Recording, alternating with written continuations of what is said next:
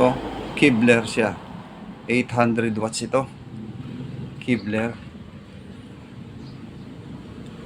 Ang trouble nito, ayaw mag-click yung relay.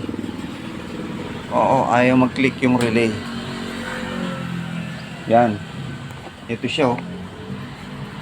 Ayaw mag-click yung relay. May dahilan nito kaya ayaw mag-click. Ang isang dahilan nakikita ko, meron siyang voltage out. Ang taas. Tingnan nyo mga sir. Napakataas ng kanyang voltage out. Susukatin natin. Ito yung papuntang speaker niya. Yan. Makita nyo yung yan.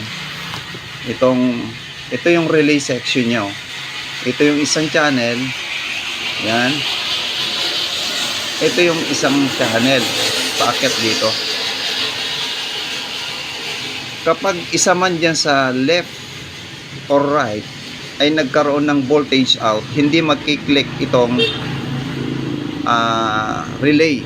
Kasi voltage protection ito ng speaker protection ito. Kapag may pumasok diyang high voltage, o protectionan niya yung speaker.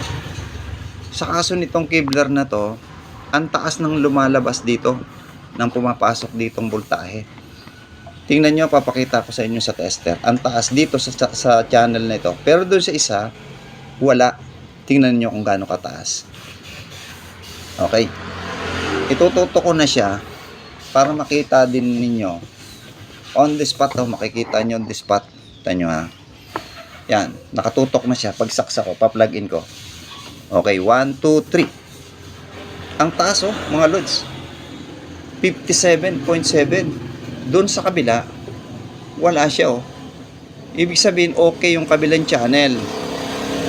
Pinoprotection na ng protection circuit ang speaker. Kasi kung lalabas yan sa speaker yan, 57.58 na yan.